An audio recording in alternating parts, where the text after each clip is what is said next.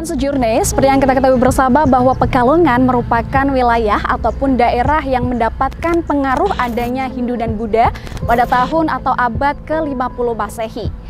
Dan pada tahun lalu itu sempat digegerkan di mana di daerah Pekalongan itu ditemukan 4 arca. Dan salah satu arca itu ditemukan di dalam gedung ini atau bisa kita sebut sebagai gedung Bakorwil atau Eks-Karasidenan Pekalongan. Namun karena minimnya informasi, kita tidak tahu di mana titik koordinat di mana arca tersebut ditemukan. Dan ada salah satu dari beberapa arca itu ditemukan di tempat lain, yaitu di Jalan Pemuda nomor 50 Pekalongan. Dan untuk arca yang ditemukan di Kota Pekalongan sendiri itu terdapat 4 arca, di antaranya arca Durga, 2 arca Ganesha, dan yang satunya adalah arca Wisnu. Dan setelah dievakuasi dari tempat di mana ditemukannya arca, kini 4 arca tersebut ditetapkan atau dilindungi di dalam Museum Batik Pekalongan di Jalan Jetayu. Dan seperti apa arcanya? Mari kita lihat langsung ke Museum Batik Kota Pekalongan.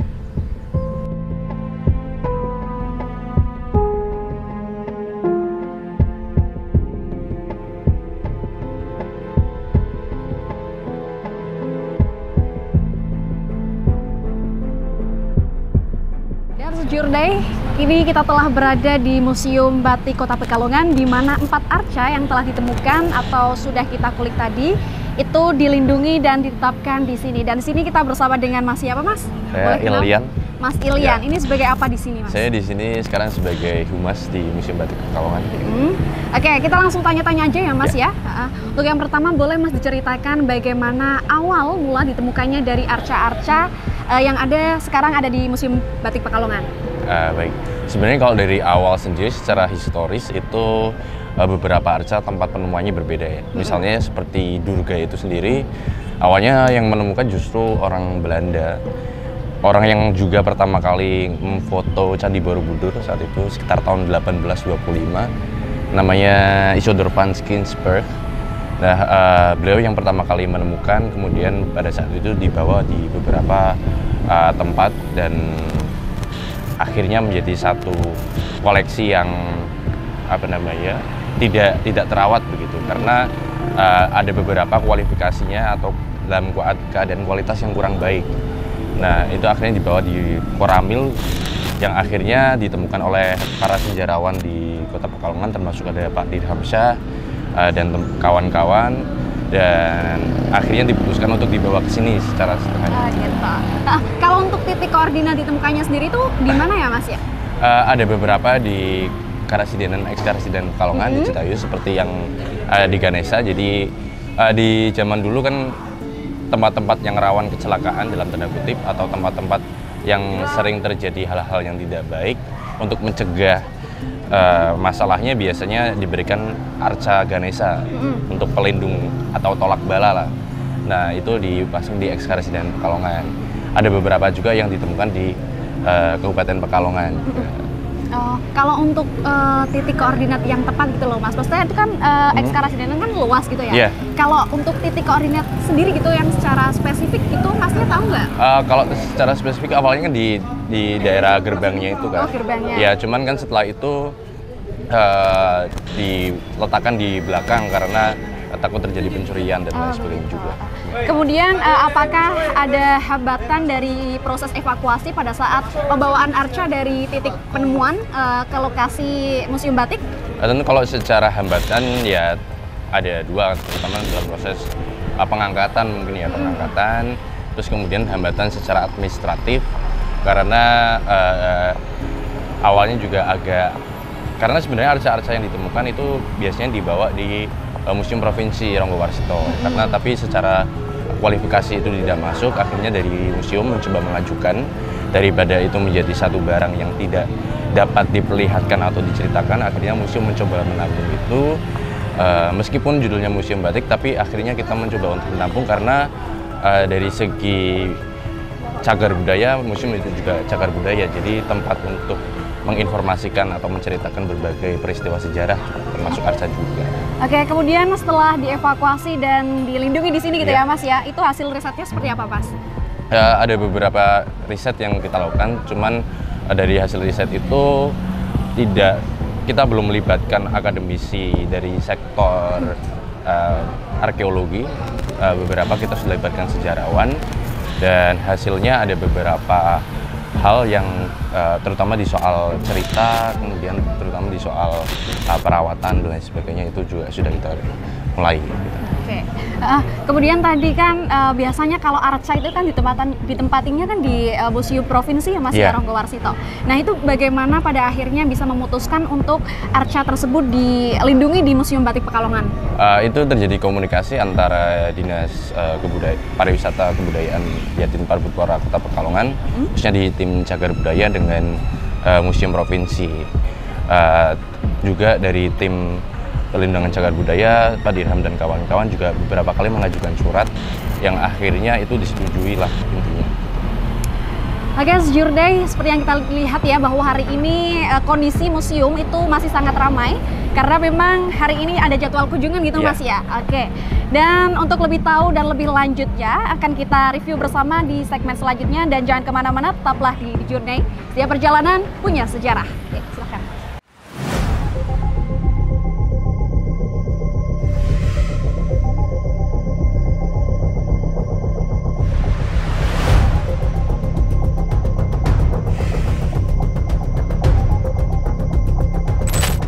Journey, kita sudah berada di dalam Museum Batik Kota Pekalongan, tepatnya di mana arca-arca ini dilindungi, dan kita masih bersama dengan Mas Ilyas ya, Mas Ilian, oke. Dan kita akan bersama-sama mereview bagaimana bentuk dan juga sejarah dari arca yang kini telah dilindungi oleh pemerintah Kota Pekalongan sendiri.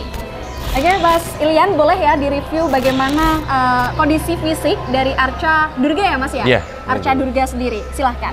Ya, ini ada arca Durga Mahisa Suramardini. Jadi Durga itu adalah seorang perempuan yang pada saat itu diciptakan oleh para dewata untuk mengalahkan raksasa yang namanya Mahisura atau raksasa kerbau.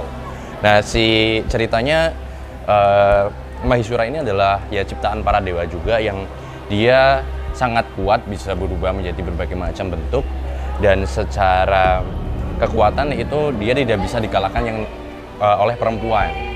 Nah, karena itu dia akhirnya menjadi congkak, menjadi sombong, dan dia mengalahkan 3 kehidupan di surga atau di dunia atas, di bumi, sama di dunia bawah. Akhirnya para dewa itu mengadu pada dewa Shiva, Brahma, sama Wisnu untuk menciptakan satu makhluk bernama Durga ini. Nah, di dalam Durga ini sendiri, Durga biasanya memiliki 8 tangan. Ini kita bisa lihat dari segi, ini tidak terlalu jelas, ini seperti lagi mencekik dan berdiri di badan raksasanya. Jadi Mahisura itu adalah raksasa, dalam hal ini bentuknya seperti lembu atau sapi begitu. Ini lagi mencekik, kepalanya yang bagian sini ini lagi pegang ekornya. Pegang apa Mas? Ekor. Ekor? Iya. Oh, oke. Ekor. Nah, si Durga ini juga diberi senjata, namanya senjatanya cakra. Ini senjata milik dewa Shiva sebenarnya. Dan ada beberapa versi yang menyatakan bahwa kalau si Durga ini dia adalah istrinya Shiva. Ya, ini yang tadi sempat saya katakan bahwa ini ditemukan oleh Isidor van Skinsberg di daerah dekat dengan Dieng, karena secara peradaban Hindu kuno yang paling dekat dengan kita adalah Dieng. Dan dalam penemuannya, Isidor van Skinsberg adalah seorang fotografer. Jadi setelah ditemukan dia tidak terlalu banyak mengulik karena tidak memiliki latar belakang arkeologi. Ya akhirnya menjadi secara penelitian menjadi kurang terperhatikan. Dan setelah itu berubah tempatnya, dibawa ke sana kemari, terus kemudian ya ditemukan di Ekskarsidenan Kota Pekalongan oleh para tim cagar budaya di Kota Pekalongan. Gitu. Jadi tadi yang Mas Ilian sebut bahwa arca Durga ini itu bentuknya nggak umum seperti yang ditemukan di Jawa Tengah gitu ya? Sebenarnya cukup umum. Arca Durga ini biasanya dia ada di era-era era-era seperti era Mataram, era Majapahit begitu, masih sama dengan era-era Candi Borobudur gitu. Karena banyak penganut Siwa di sini. Jadi kiblatnya secara arca, secara Dewi Durga ini kiblatnya ke arah Siwa. Oke, kalau dari kisahnya nih Mas, berarti untuk Arca Durga ini itu merupakan koalisi dewanya atau musuh nih Mas? Ini koalisinya. Koalisinya ya? Ya, musuhnya ini si Mahisura ini, raksasa Mahisura. Yang pada ceritanya dicekik oleh si Durga ini gitu? Ditaklukkan oleh Durga. Kemudian ini yang aku lihat nih ya Mas, ya ini tuh terbuat dari batu apa sih Mas kalau dilihat? Kalau di apa namanya, beberapa cara-cara buatan terbuat dari batuan andesit ya. Batuan andesit, terus batuan andesit biasanya jadi karena lava-lava itu. Kalau batuan biasanya secara kualitas arca itu bisa dilihat batuannya bagus atau tidak. Kalau batuannya itu masih muda biasanya itu kurang bagus gitu. Oke, jadi The Journey ini merupakan arca yang bisa kita sebut sebagai Arca Durga ya, yang merupakan koalisi dari Dewa Siwa sendiri gitu ya Mas ya. Oke, The Journey kita masih ada lagi arca-arca yang belum kita review. Jadi langsung saja kita lanjut ke arca selanjutnya. Ya, silakan Mas.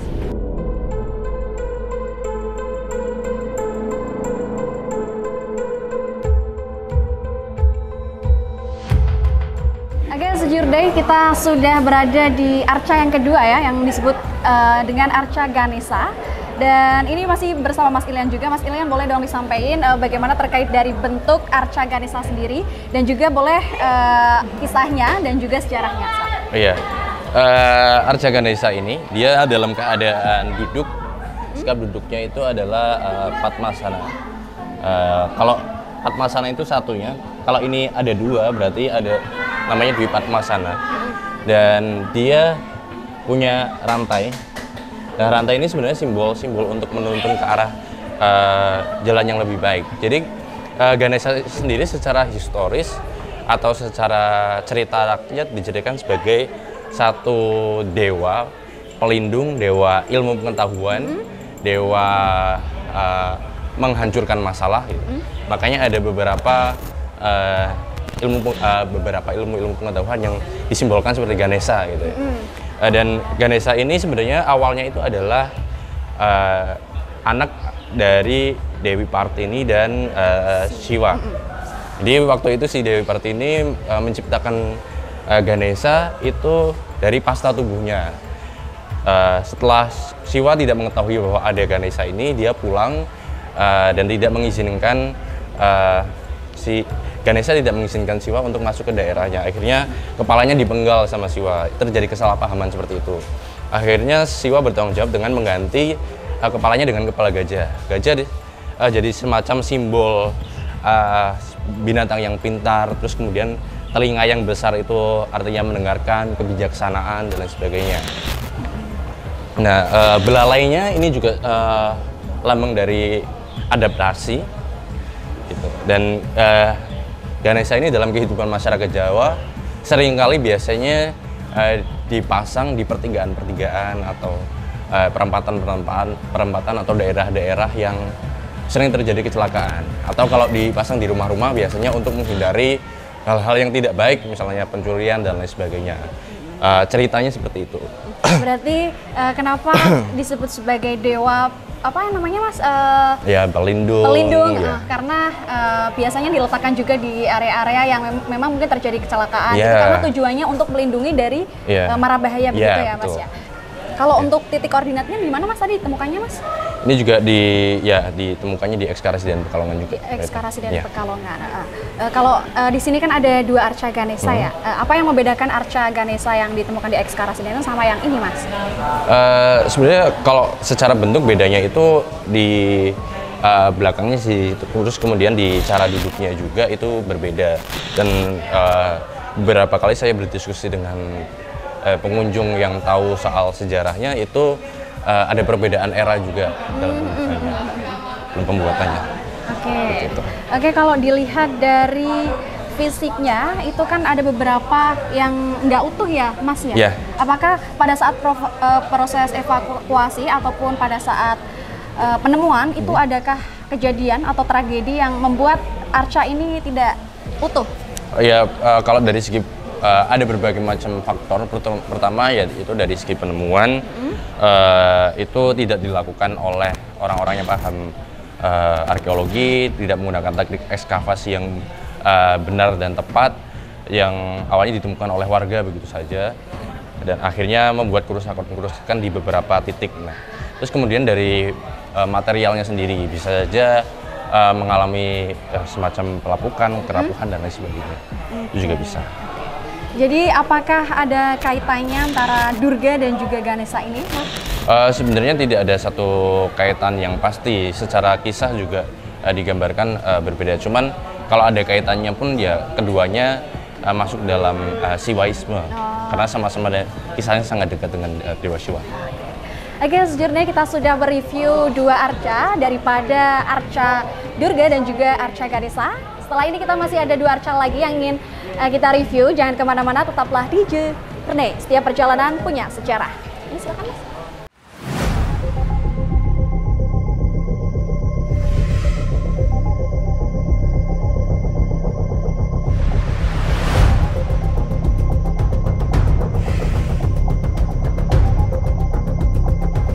Dan Journey kembali lagi bersama saya Dia Kusuma, masih di episode arca yang kita masih berada di dalam museum ya, karena masih ada dua arca yang belum kita review bersama dengan Mas Ilyan. Mas Ilyan, ini kalau saya lihat arca ini buntung ya? Iya, iya. Kepalanya tidak ada. Oke, ini arca apa ini Mas? Ini arca Ganesha, tetapi dari yang tadi itu cukup berbeda arcanya. Kalau tadi itu ada seperti singgasananya, dia ini lebih ke duduk bersila. Dan biasanya digambarkan perutnya dalam keadaan yang lebih besar. Lebih gitu. buncit kayak gitu. Iya, lebih buncit. Biasanya kalau perutnya lebih buncit, ini pengaruh Majapahitnya cukup kuat. Dan ini juga perhiasannya lebih terlihat daripada yang tadi. Ini ada seperti rantainya. Terus kemudian ini juga ada gelang tangannya, dan ini ada gelang kakinya. Kalau gelang kaki biasanya filosofinya dalam mengambil, karena ini dewa gitu, dalam mengambil keputusan dia harus lebih bijaksana, harus lebih hati-hati begitu. Kalau ini biasanya seperti yang tadi, talinya menyimbolkan tentang jalan ke arah yang lebih baik gitu, tuntunan gitu, seperti tuntunan gitu. Nah, kemudian untuk kondisi fisiknya ini ya Mas, apakah pada saat proses penemuan itu sudah dalam kondisi seperti ini atau bagaimana? Kalau dari fotonya di awal penemuan dan itu tersimpan di beberapa museum di Belanda, fotonya itu memang sudah seperti ini. Awalnya ditemukan sudah seperti ini. Ini disinyalir karena yang tadi pada saat proses ekskavasinya tidak menggunakan cara-cara yang benar atau tepat, terus kemudian yang mengekskavasi juga bukan orang-orang yang paham tentang keilmuannya. Terus juga ada beberapa hipotesis pengaruh sosio-religius di zaman itu juga. Ya. Nah, kemudian apakah sebelumnya ada gambaran Mas bentuk dari kepala Ganesha ini sendiri? Apakah mungkin ada persamaan sebenarnya ini tuh kepalanya seperti ini gitu kan? Mungkin ada beberapa arca Ganesha yang banyak ya yang di Indonesia gitu ya. Jadi apakah ada gambaran gitu, kita dikasih gambaran wujud dari kepalanya seperti apa? Gitu? Sebenarnya kalau dari sisi kepalanya tidak berbeda jauh dengan kepala Ganesha pada umumnya. Ada mahkotanya yang melambangkan kebijaksanaan, kekuasaan, terus kemudian ya dengan apa namanya telinganya yang jauh lebih terlihat, terus kemudian belalainya, simbol tentang adaptasi dan lain sebagainya, itu tidak terlalu berbeda jauh. Biasanya yang membedakan ya secara ukuran, terus kemudian posisi duduknya, itu sih yang membedakan antara, biasanya ada periode-periodenya begitu. Untuk ditemukannya Mas? Ini ditemukannya di sebenarnya awal penemuannya tentu di daerah dataran tinggi Dieng, Paninggaran atau Kabupaten Pekalongan. Terus kemudian dibawa ke kantor Koramil juga pada saat itu. Terus kemudian dibawa ke Ekskarresiden Pekalongan untuk jadi ya tentu oleh pemerintah Hindia Belanda saat itu dirawat di Ekskarresiden Pekalongan. Dan ini juga sudah tawarkan ke beberapa museum itu juga secara kondisi tidak terlalu layak, yang akhirnya daripada hanya menjadi apa ya, mangkrak atau terbengkalai begitu saja, mending diletakkan di museum dan bisa diceritakan begitu. Oke, The Journey ini adalah arca yang berbeda ya dari arca-arca sebelumnya kita review bersama, bahwa kondisinya itu bisa kita sebut buntung gitu ya Mas ya, buntung atau sudah tidak utuh, tanpa kepala. Dan masih ada satu arca yang belum kita review, langsung saja kita ke lokasinya.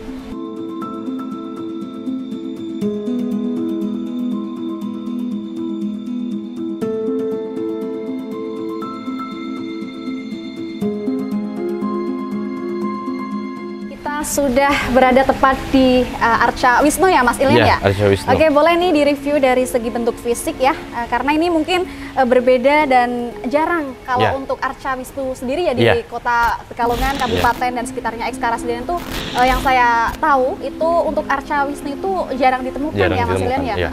Boleh nih diceritakan bagaimana bentuk fisik dari arca Wisnu sendiri, silahkan. Iya, kita memiliki arca Wisnu ya sama seperti Ganesha tadi, tidak memiliki kepala, dan memang dari awal penemuannya sudah seperti itu, jadi tidak ada kerusakan yang berarti setelah ditemukan, yaitu hipotesisnya kerusakan ini terjadi karena ketidaktahuan para penemunya, terus kemudian ada pengaruh sosio-religius juga di situ, dan Wisnu itu betul cukup jarang ditemukan, dan koleksi ini berarti cukup langka ya artinya di Pekalongan. Dan Wisnu ini dalam keadaan duduk. Biasanya kalau dari segi kalau ada kepalanya gitu, Wisnu ini gambaran sosok yang tenang, sosok yang bijaksana. Jadi Dewa Wisnu itu lebih ke perannya sebagai dewa, lebih ke dewa yang harmonisasi gitu. Dewa yang menyeimbangkan antara kebaikan dan pihak yang berseberangan gitu. Jadi lebih damai. Sosoknya digambarkan lebih tenang, lebih tidak terlalu amarah dan sebagainya. Kekuatannya juga lebih terkontrol begitu. Dan ini digambarkan dalam posisi yang duduk, menunjukkan kebijaksanaannya. Ini ada dua Padmasana, jadi kita sebut sebagai Dwi Padmasana, dan diduga kalau biasanya kalau arca yang lebih jelas Dewa Wisnu itu seringkali menggunakan kain batik. Batiknya biasanya pola-pola seperti kawung. Jadi kawung itu dilambangkan dalam batik sebagai satu motif atau satu pola tentang spiritualitas. Jadi bisa dilihat dari Wisnu ini sangat mengedepankan spiritualitas, dan dia juga ada rantainya juga di sini sebagai simbol keagungan juga, dan dia duduk dalam keadaan ada singgasananya. Untuk penemuan tahun berapa Mas, sama kayak arca-arca sebelumnya? Penemuannya ya sekitar tahun-tahun, kalau awalnya di tahun-tahun 1800-an juga gitu, oleh pemerintah Hindia Belanda kebanyakan juga. Berarti abad ke-5 gitu ya? Ya, untuk penemuannya sekitar ke abad 19 ya. Kemudian untuk relasi atau hubungan dari arca-arca sebelumnya yang kita review itu apa Mas? Kalau secara relasi, secara penceritaan sendiri tidak ada satu penceritaan yang khusus, karena juga ditemukannya berbeda-beda dan waktunya tidak dalam rentang waktu yang sama begitu. Oke, di Journey kita sudah bersama Mas Ilyan mereview 4 arca, diantaranya ada arca Durga, ada arca Ganesha, ada 2 ya Mas ya, dan yang terakhir ada arca Wisnu. Terima kasih sebelumnya Mas Ilyan sudah berbagi pengetahuan untuk kita semua dan untuk pemirsa The Journey. Dan ya, hari ini kita sudah bersama mengunjungi museum yang ada di Kota Batik ya, Museum Batik. Dan se-Journey, terus saksikan The Journey setiap Selasa malam hanya di Batik TV, karena hanya di The Journey setiap perjalanan punya sejarah.